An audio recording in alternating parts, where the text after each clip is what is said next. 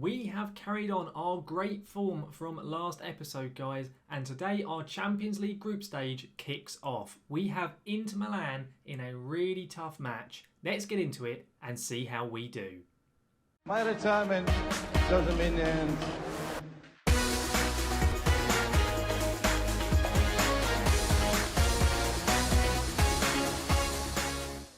So guys, welcome back to Taming the Devils here with Manchester United on LS Plays FM, and now to episode 4 of our series. If you've missed any of the previous episodes, I would highly recommend you go back and watch them. The most recent episode, episode 3, was linked right above me for you to click on, where we took on Leicester City and Bournemouth in the Premier League and then the Carabao Cup.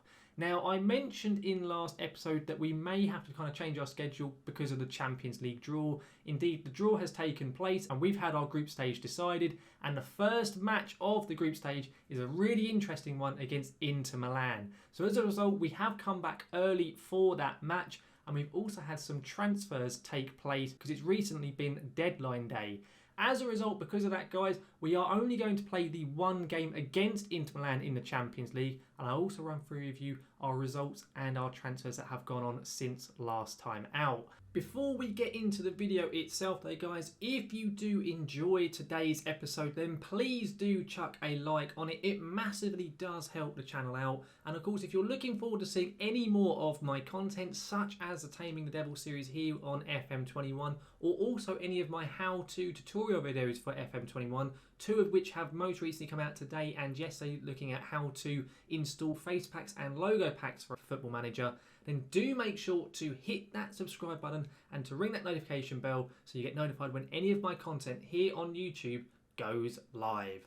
Now, of course, I mentioned about transfers, guys, and I've got you on the transfer screen here first of all, so I'll run through with you who has left and who has joined since last episode. In terms of who has gone out, it's primarily loanee players, and it starts with Daniel James. He was a member of the squad who wasn't really getting in the team. We have a lot of good options, and personally I'm not that much of a fan of Daniel James anyway, so I decided that it would be best course of action to send him out on loan. So he's gone out for the full season over to Hoffenheim in Germany, where they're paying his full wages and he should be a starting player, so hopefully he can get some game time for them. Next on the list is Fred, who I had actually been trying to sell due to the signing of Frank Kessie and the fact I felt we had a lot of good options in midfield. I didn't feel Fred was a necessary player to have on the books. He's on a lot of money, about £125,000 a week, I believe, and I wanted to try and get him out. Unfortunately, no one could afford the asking price. I was asking for about 25 to 30 mil. The best offers I was getting was at 5 or 6, which I was just not having. So in the end, AC Milan gave me a loan offer where they offered to pay about £500,000 for a loan fee and pay about 60% of his wages, which I was very happy to take. So he's gone out to Milan for the season. And then the last one on the list worth mentioning is Luke Shaw, who has gone on loan for the season to Brighton, where they're paying about 30-40% of his wages. And they also have an option to buy him at the end of the loan, so the end of this season, for about £32.5 million. The reason I decided to let Luke Shaw go is, number one, I'm not that keen on Luke Shaw anyway. Since he broke his leg a few years ago, he's never been the same, unfortunately for him. And also because I mentioned last episode about bringing in a right back, and I have managed to do that. I have signed James Tavernier, another English fullback from Rangers, who's going to come in and become Aaron Wan-Bissaka's backup right back. He is a more attacking option, so I felt it was a good kind of alternative to Aaron Wan-Bissaka if we needed him. He's cheap as well. He's only on about 45 grand a week. If I load up his profile, you can have a look at him. He's a very good all-round wing-back and complete wing-back. And additionally, because of the fact we got Brandon Williams, I was happy with him playing left-back and letting Luke Shaw go out of the club, with Tavernier coming in as the right-back option. As a result, I think depth-wise, the team is really looking good, and that is why I decided to go James Tavernier, another homegrown English player. I felt it made sense to bring him in, really. And of course, that, though, is essentially our transfer roundup. That is everyone who has come in and gone out of the club. Now, of course, as well, though, guys, in addition to the transfers that have gone on, we have also played some matches. And we haven't played as many as I initially planned, as I've already mentioned. We've only played the 2 games, both of which took part in the Premier League, and we faced off against Burnley and West Ham. And we played relatively well. The first game against Burnley was a really difficult match. We really struggled to break them down, and we could easily have drawn or even lost this. but thankfully we didn't. We managed to eventually break them down thanks to a late Anthony Martial goal, who came on off the bench and he scored. And then we took on West Ham at home and we beat them very comfortably 2-0. It was a really good performance from the lads. Another goal from Martial and also, as per usual, a penalty from Bruno Fernandes. As a result, we have indeed won every single competitive fixture we have been a part in. And in the Premier League, we are still sitting top of the league, level on points with Chelsea. So it's a very, very tight league so far. But of course, we're not here to focus on the league today. We are going to be focusing on the Champions League because, as I've already mentioned, guys, we have had our Champions League draw. And we've been drawn against Zenit St. Petersburg, Inter Milan, and Rennes from France. So a very decent group, really. It could have been a lot more difficult if I'm totally honest, but definitely the toughest opposition will be Inter Milan, and that is who we have up first of all. So let's get into our tactics for the match, and I am going to be taking a slight risk with it. Despite them being a very good side in Inter Milan, I'm going to be giving Dean Henderson the start for this match. As I've already said in previous episodes, I do like playing a reserve keeper for cup games and European group stages and stuff like that. So Hendo is going to start in net. It's then going to be Wan-Bissaka at right back with Harry Maguire and Lindelof at centre back. Then Alex Telles will be at left back. Then in the midfield will be Paul Pogba and Frank Kessie. Then it'll be Greenwood on the right wing. Fernandes in attacking midfield. Marcus Rashford at left wing. And Anthony Martial now up front as an advanced forward. Slightly different to what he had been previously playing. I've tried him as the advanced forward and he's scored 2 goals in 2 games since I've made that change. So I'm very happy to give him this opportunity in this new role. But that's how we're going to be lining up, guys. Let's get into this game and see how we do in our first match in a European competition on FM21. So let's go to the match itself. Let's have a look at how Inter are going to be lining up. And they're, of course, managed by Antonio Conte. They've got a good few former Manchester United players in there. A key example being Lukaku. They also, of course, have Ashley Young, Matteo Darmian and Alexis Sanchez. So it's going to be a very difficult game, but I'm hoping we can get a result, especially if we can at least definitely not lose. In terms of dressing room, I'm going to do point finger, so I'm going to be quite assertive with the lads. And I'm going to say to them to give the fans a good performance despite the odds being against us. Basically, Harry Maguire and Rashford were the only ones that actually cared. But even so, let's get out into the game. Let's kick this match off away at Inter at the San Siro, or the Giuseppe Meazza, I think it is what Inter Milan fans call it. But let's get into it and see how we do.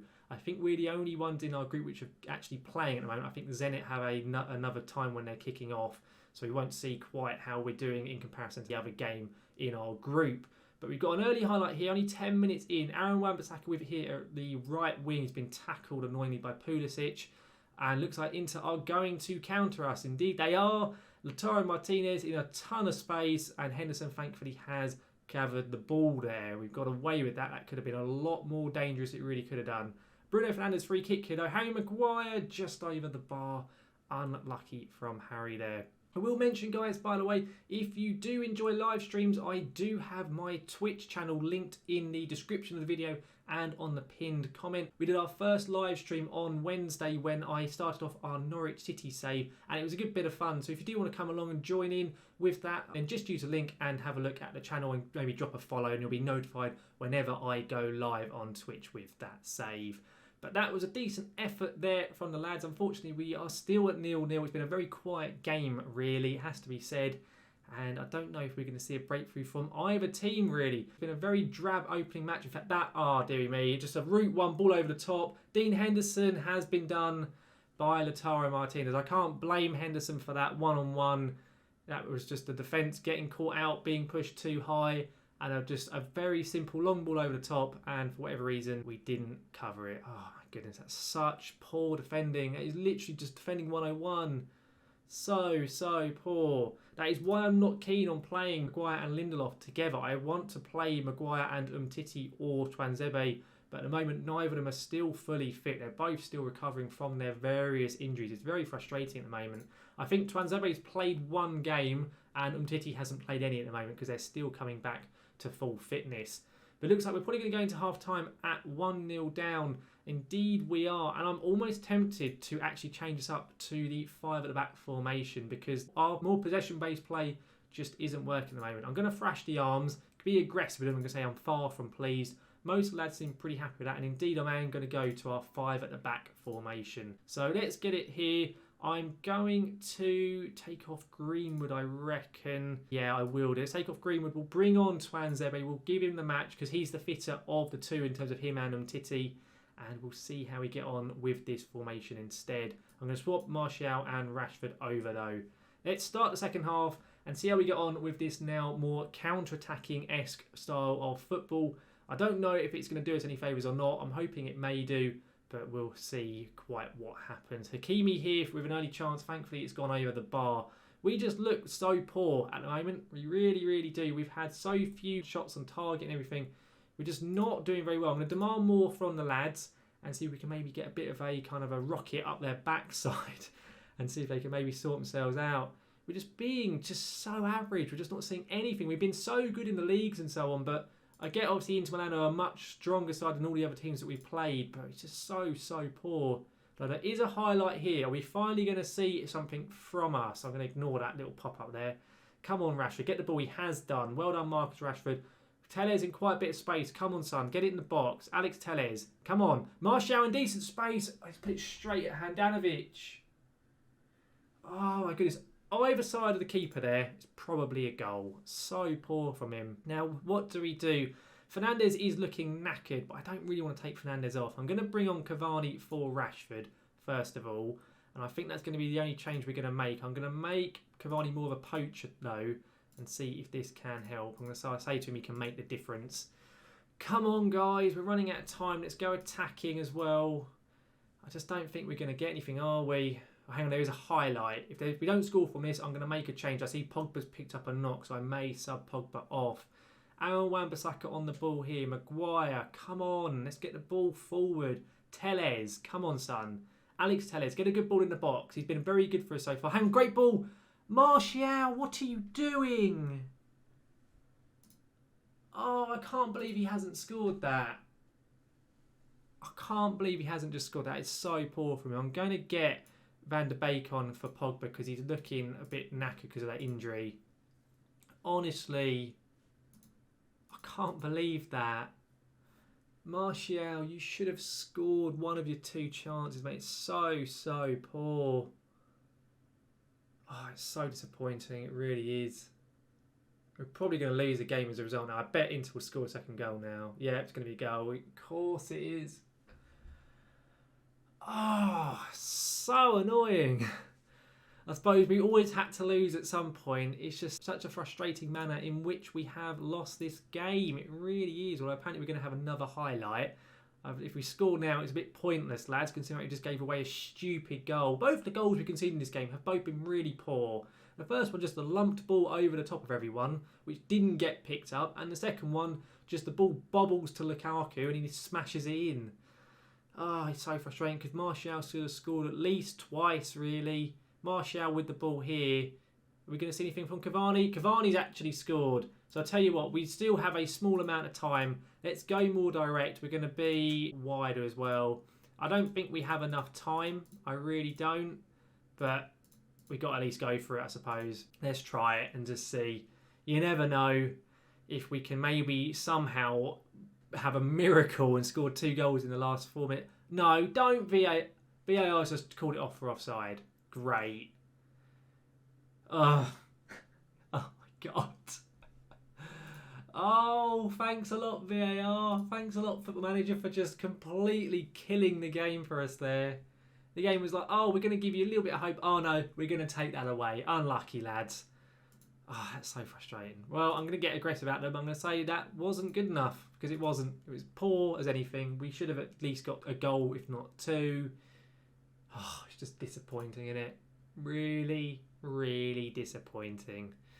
Anyway, let's have a look at our schedule. We'll see what we're going to come back for next time around. So let's scroll down. Of course, we were considering last time coming back for the Arsenal game.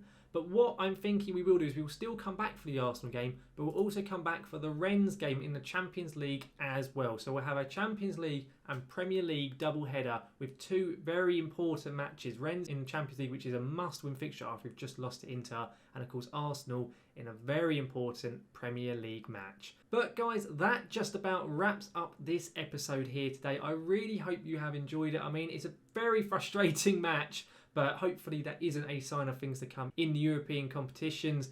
Of course, we want to be qualifying and getting further into that tournament. And if we don't qualify because of performances like that, it's going to be very, very disappointing. Still though, we've got 5 games of the group to kind of recover our form. And if it's anything like the Premier League where we've been so good, hopefully we will bounce back straight away. Hopefully though guys, you have enjoyed today's episode when we went through some of our transfers and taken part in the Champions League. If you did, then please do chuck a like on it. It massively does help the channel out. And if you're looking forward to seeing any more of the series, then do make sure to hit that subscribe button and ring that notification bell so you get notified when any of my content here on YouTube goes live. But guys, thank you very much for watching. I will see you again next time.